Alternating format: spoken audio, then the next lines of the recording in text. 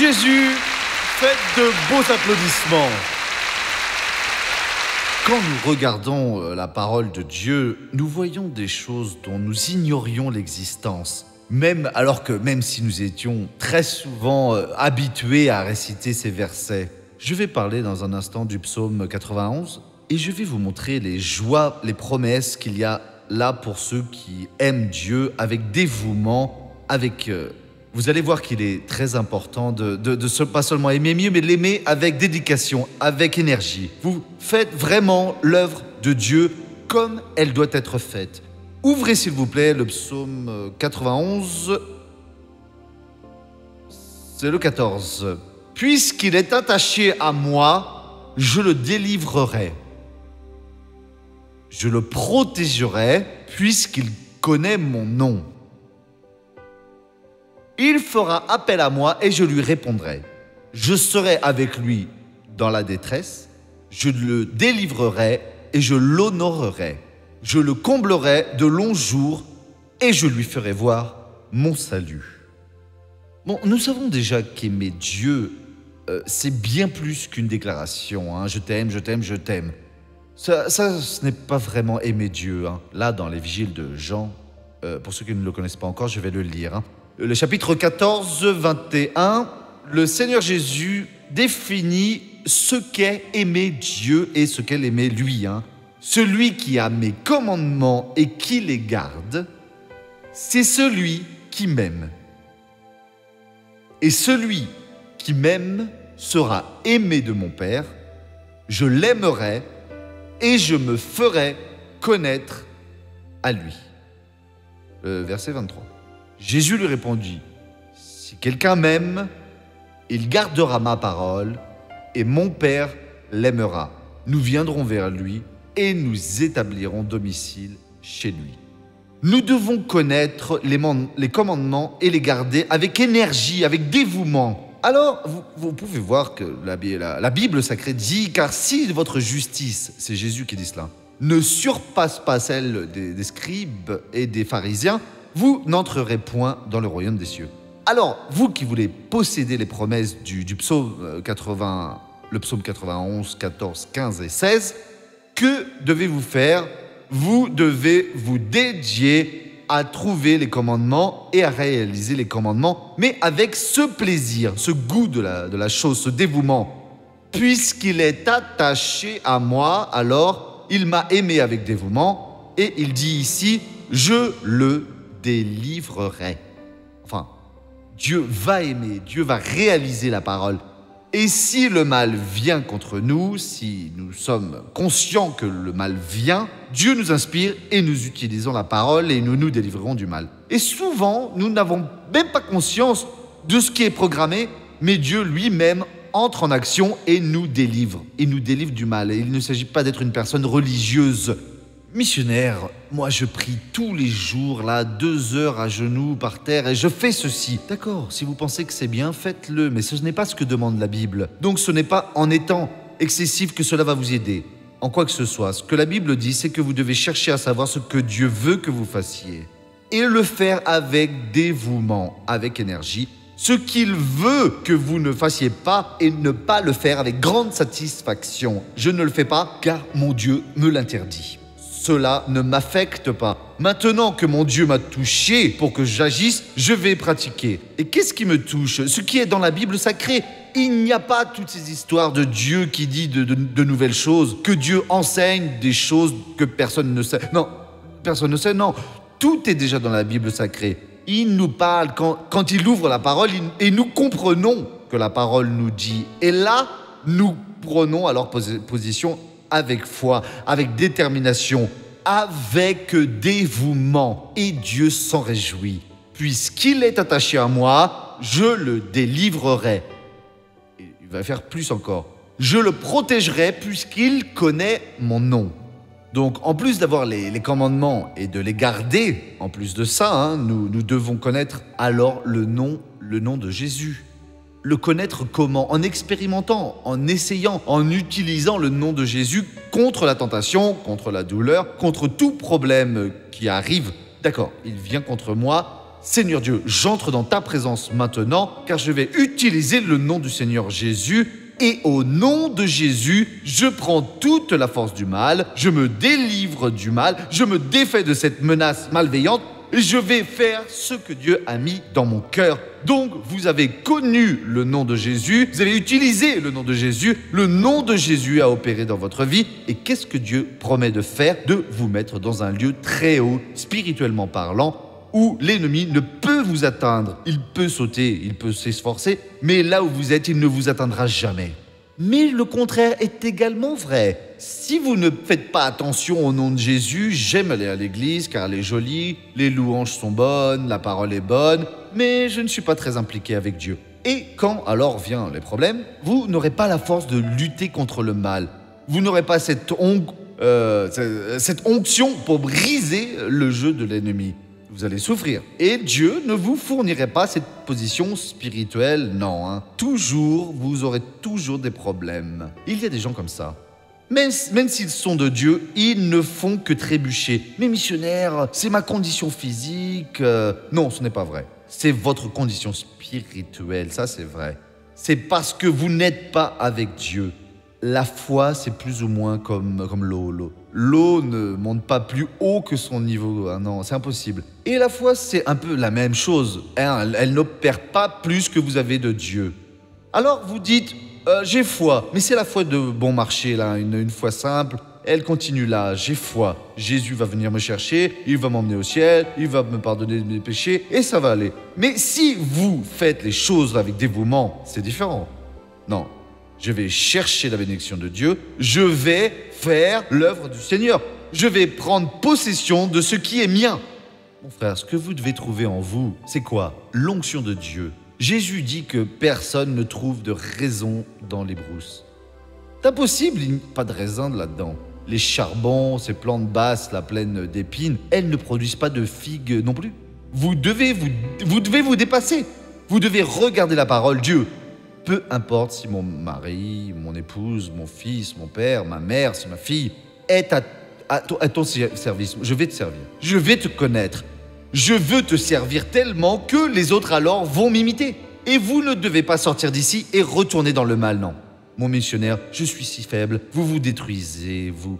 Vous devez aimer alors Dieu avec dévouement. Même si vous êtes là-bas, Dieu, je ne veux pas de cette vie, je veux changer, le Seigneur va me transformer, tout cela n'est pas pour moi. Et Dieu commence à vous bénir alors. Vous utilisez la parole, vous découvrez, je prends possession de cette bénédiction. Vous êtes dans l'école du Saint-Esprit. Quand vous ouvrez la Bible, il vous parle. Quand vous écoutez le message, il vous parle. Il ouvre votre compréhension. Cette bénédiction est mienne. Je vais assumer cette bénédiction au nom de Jésus. Et Dieu va réaliser ce qu'il vous avait promis. Continuons donc ici. Puisqu'il est attaché à moi, je le délivrerai. Je le protégerai. C'est une position privilégiée. Pourquoi? Parce qu'il connaît mon nom. Il fera appel à moi. Ce qui arrive au nom de Jésus est celui qui aime Dieu avec dévotion. Faites bien attention, tout le monde aime citer ce verset. Seigneur, tu as promis que si je t'appelais, tu me répondrais. Non, il parle ici de cette personne qui l'aime avec dévotion. Puisqu'il est attaché à moi, cette personne qui connaît son nom, cette personne va invoquer Dieu. Puisqu'il est attaché à moi, je le délivrerai, je le protégerai, puisqu'il connaît mon nom. Il, cette personne, fera appel à moi et je lui répondrai. Beaucoup de gens pensent qu'ils invoquent Dieu, mais non. Vous n'invoquez Dieu que lorsque vous commencez à aimer le Seigneur. Vous avez les commandements, vous découvrez des choses là que personne n'a encore découvert, car ce ne sont des révélations qui sont dans votre cœur. Cela a du sens dans la façon dont alors vous vivez. Avec ces révélations, vous aurez le pouvoir d'invoquer Dieu vraiment. Au moment où vous invoquez Dieu, le Seigneur Dieu, alors vous répondra. Il fera appel à moi et je lui répondrai. Je serai avec lui dans la détresse, je le délivrerai et je l'honorerai. Si vous êtes angoissé, Dieu sera avec vous. Et alors vous allez invoquer le Seigneur Dieu. Je ne veux pas de cette situation. Je veux être libéré de tout cela. Alors que va-t-il faire donc de vous? Il va vous délivrer de ce problème et il va vous honorer. Vous allez recevoir la gloire et le mal ne pourra plus revenir et vous opprimer. Non. Mon cher frère, ma chère sœur, c'est bien cela la direction de Dieu. Et il continue en disant « Je le comblerai de longs jours et je lui ferai voir mon salut. » Mais missionnaire, je ne veux pas de l'abondance, non, car après, ce n'est que souffrance. Mon frère, ce que Dieu te donne, prends-le et chéris-le, car Dieu te donne de bonnes choses. Il y a des gens qui, à 60 ans, sont déjà fatigués. Il y a des gens qui ont 120 ans, comme Moïse, mais quand il est mort, il était alors en pleine forme. Même sa vision était encore bonne. À 120 ans. Pourquoi ? Car Moïse, il a su faire la volonté du Seigneur Dieu. Il a su réaliser le plan de Dieu. Il a assumé et a aimé Dieu avec dévotion. Il a laissé Dieu le faire devenir le servant que Dieu voulait qu'il soit. Laissez donc Dieu vous façonner et vous verrez quelle bonne personne que Dieu veut que vous soyez. Depuis les toutes premières révélation, Dieu a dit quelque chose. Seigneur, voici ton servant. Me voilà. Et puis, vient le moment où vous voulez faire exactement comme les personnes là dans le reste du monde. Mais je ne suis différent. Seigneur, je t'aime. Je t'adore. Le Seigneur va m'aider. Mon frère, marchez avec Dieu. Développez une relation unique avec le Seigneur. Car c'est le genre de relation que Dieu veut que nous ayons tous. Nous ne devons pas tous être collés pour servir Dieu. Cette révélation est unique. Elle mène à Dieu, elle amène Dieu à vous et ensemble, individuellement, servant Dieu, chacun pour soi, mais ensemble pour faire son œuvre, nous honorons le Seigneur. Il nous donnera l'abondance des jours et il fera encore plus. Il nous montrera sa salvation. Quand d'autres ne voient pas, il travaille à l'aveugle, à tâtons, en trébuchant. Il tombe là. Dieu va faire de nous ce qu'il nous promet. Pour moi et pour vous aussi. Ayons foi en le Seigneur. Invoquons le Seigneur. Je vais vous demander de baisser la tête et fermer les yeux. Père, c'est si bon de te connaître. C'est si bon de comprendre ce que dit ta parole. Lever la tête et faire ce qui réjouit le Seigneur. Aujourd'hui, mon Père, je suis certain que Seigneur, tu veux et tu vas bénir chaque personne ici. Car Dieu, le Seigneur, tu nous as fait connaître des miracles.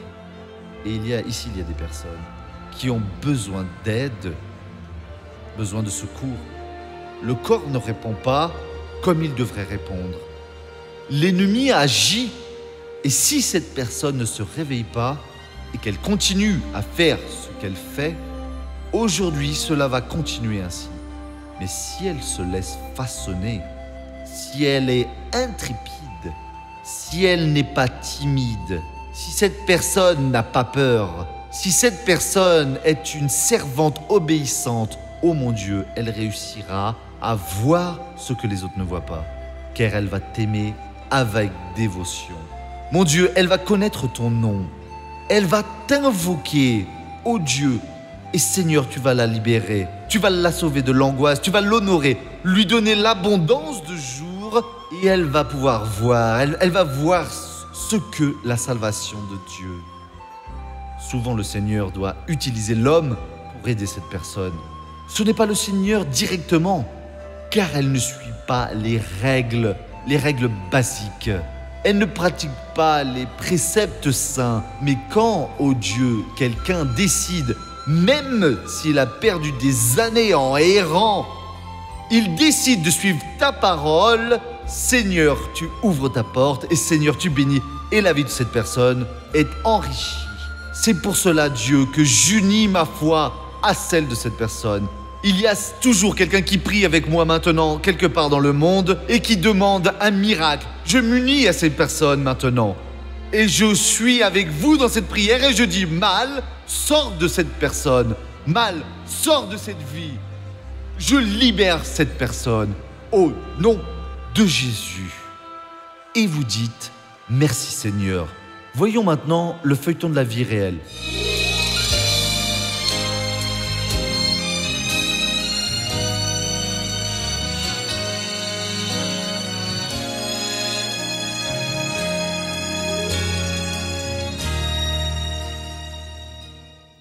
Beaucoup d'entre nous, même en étant dans la parole de Dieu, sont mis à l'épreuve. Notre foi est testée, c'était le cas de Giraldo. J'ai laissé tomber la Bible comme ça, elle est tombée ouverte sur le psaume 118. Le verset 14 m'a sauté aux yeux. C'était écrit « L'Éternel est ma force et le sujet de mes louanges. C'est lui qui m'a sauvé. Le Seigneur est ma force, il est mon bouclier. Le Seigneur fait des prouesses. Et celui pour qui le Seigneur est la force et le bouclier, même au moment de mourir, je peux dire « Je ne mourrai pas, avant je vivrai et je raconterai tout ce que le Seigneur a fait. » Et voilà, cela m'a sauté aux yeux. Et dans ce verset que me sont venues les révélations, quand le culte a pris fin, j'ai fermé la porte. Quand je me suis retourné, il y avait deux personnes, deux individus là, et ils m'ont annoncé que c'était une agression. Ils m'ont pris chacun par un bras et ils ont dit « Allons voir dans le coffre ». Giraldo Oliveira se débat et reçoit 3 tirs à bout portant, en tout 6 coups de feu. Ça m'a touché juste au-dessus du cœur, ici. C'était un revolver 38, ça m'a touché juste ici. Et ça n'a pas traversé ma côte, comme l'a dit le médecin. La balle est entrée ici et dans le bras jusque là. Le projectile va jusqu'ici. L'autre a touché de ce côté-ci. Elle a coupé les 2 veines artérielles. L'autre m'a touché à la jambe et a traversé de l'autre côté. Je n'ai rien senti. J'ai pris le téléphone, j'ai appelé ma femme et je lui dis « Écoute, on m'a tiré dessus devant l'église, mais je suis vivant grâce à Dieu. Tu peux venir ici, je suis là. » J'étais à la maison, je regardais la télévision, assis sur le canapé, et là le téléphone a sonné et il m'a dit qu'il appelait pour dire qu'il était à l'église et qu'on lui avait tiré dessus. Sur le moment, je n'y croyais pas. Ça ne semblait pas réel. Il était couvert de sang, mais on aurait dit que rien ne lui était arrivé. Il était bien tranquille. Le médecin, c'était un jeune médecin, il m'a dit « Monsieur, écoutez, je ne crois pas beaucoup en Dieu, etc. » Mais dites-moi, parce qu'une balle de 38 qui touche cet os le plus dur dans le corps humain, et de l'autre côté, il y a un trou de cette taille, on est habitué à voir ça tous les jours. Il a dit que lorsqu'il a ouvert ce bras, il a vu les 2 veines coupées. Il m'a dit ainsi, écoutez, il n'y a pas d'explication, car cette veine ici, normalement, de 3 à 5 minutes, médicalement, vous auriez dû vous vider de votre sang. Et là, j'ai compris que c'était la main de Dieu qui avait agi, oui. Si ce n'était pas Dieu, il ne serait plus ici. Je suis sorti de là, intact, et je suis ici pour raconter la parole, psaume 118.17, qui dit ici, écoutez, je ne mourrai pas, je vivrai et je raconterai ce que l'Éternel a fait. Il a récupéré normalement, il a bien récupéré, oui. Il est rentré à la maison et il a bien récupéré. Je veux dire à toutes les personnes qui ne savent pas encore, qui ne parrainent pas encore, qui ne font pas de dons, je leur dis qu'elles le fassent. Elles seront gagnantes car le Seigneur a dit qu'il ouvrira les portes du ciel et bénira plus que le nécessaire. Et cela s'est réalisé dans ma vie. Et je suis sûr que cela va se réaliser aussi dans la vie de celui qui a confiance. Eh, c'est Jésus! Comme c'est fou, hein? Vous voyez, ce que nous avons vu ici, hein, car il connaissait mon nom. Il faut connaître ce nom. La parole vous parle. Il va vous délivrer et vous allez vous trouver au-dessus de tous. Et ici, vous avez vu, je ne sais pas pourquoi tout cela est arrivé. Et peut-être que si ce n'était pas arrivé, vous n'auriez pas vu la grandeur de la parole de Dieu. Il l'a lu avant. Je ne mourrai pas, je vivrai. Et Dieu était avec lui. Et Dieu est avec vous tous ici qui croient en sa parole sainte. Voyons maintenant la première question. Missionnaire, si l'amour n'est pas très fort, celui qui est jaloux n'aime pas vraiment? Vous savez que je comprends pas bien cette histoire de jalousie. Je comprends pas vraiment. Je pense que c'est une idiotie des personnes. La jalousie ne prend rien en compte. Je veux dire, la personne va faire attention 24 heures sur 24 et si c'est pour surveiller 24 heures sur 24, autant ne pas se marier, non. C'est parce que ça veut dire que vous êtes marié non pas pour être libéré, mais pour être en prison. Vous avez confiance ou pas. Et si la personne veut vous trahir, c'est impossible. Cela va arriver de toute façon. Alors, s'il vaut mieux avoir confiance en Dieu, être jaloux dans la parole de Dieu et Dieu va vous orienter. Dans tous les cas, il faut toujours avoir confiance en notre Dieu, car notre Dieu honore et réalise ce qu'il promet. Nous allons nous lever maintenant pour prier au nom de Jésus. L'heure est venue de faire de tout ce que nous avons appris et voir comment Dieu nous a bénis. Maintenant, baissez la tête et fermez les yeux. La main de Dieu va passer sur vous tous. La main de Dieu va vous toucher. La main de Dieu va opérer maintenant et vous aurez foi avec moi, Père. Nous ouvrons notre cœur.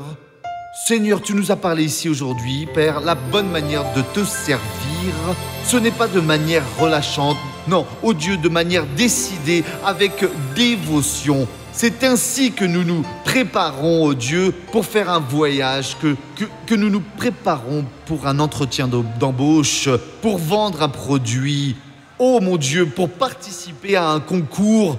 Oh mon Dieu, quand nous nous préparons pour le mariage, nous achetons des meubles, nous louons ou achetons une maison, nous organisons notre semaine pour faire le linge, nous devrions aussi, avec cette dévotion, ou bien plus encore, nous préparer au combat spirituel pour les luttes qui, en ton nom, nous devrions achever. Et Père, c'est cela que nous faisons maintenant. Je sais que, Seigneur, tu veux bénir. Je sais que, Seigneur, tu vas bénir. Je sais que ta main, maintenant, va toucher, va guérir, va libérer. Et Père, je te le demande maintenant. Cette personne qui a une douleur dans les côtes et elle souffre, elle ne supporte pas, ô Père, elle n'en peut plus. Elle est là chez elle. Elle se tord de douleur. Oh mon Dieu, je parle avec elle maintenant. Elle s'est arrêtée, elle dit Dieu, ô Père. Père, il ne s'agit pas seulement d'elle, mais de toute autre personne qui souffre de n'importe quel mal. Cette personne qui est en dépression, elle a causé du mal et maintenant elle pleure. Oh mon Dieu, je vais unir ma foi avec la sienne maintenant, avec la foi de la mère de cette jeune fille qui veut mettre fin à sa vie. Père, ce démon va sortir maintenant. Mon Dieu, nous prions à présent. Mon frère, priez maintenant. Présentez votre problème devant Dieu. Présentez-le au pied du calvaire, de la croix du Seigneur, ce dont vous avez besoin. Et Dieu va s'occuper de vous maintenant. Père, j'unis ma foi à la sienne. Là, du haut de la tête jusqu'à la pointe des pieds, tout en bas des pieds, où que soit le mal. Oh Dieu, je brise le pouvoir du diable maintenant. Et je dis, diable, sors de cette entreprise, de ce travail, de la vie financière de cette personne. Sors des enfants, sors des petits-enfants maintenant. Sors des parents, sors des grands-parents. Démon, à cause de toi, cette personne a fait de mauvais choix. Le petit ami s'en est allé. La petite amie est partie. Je brise ton pouvoir et je dis, retire ta main du bonheur de cette personne. Je te demande maintenant, va-t'en maintenant. Prends ce qui est tien. Père, allume ton feu et brûle-le maintenant. Mon Dieu, brûle cette addiction à la drogue. Brûle, mon Dieu, la dépendance à la cocaïne, au crack, à la marijuana, de n'importe quelle drogue, l'alcool, mal. Je t'ordonne de sortir de cette personne.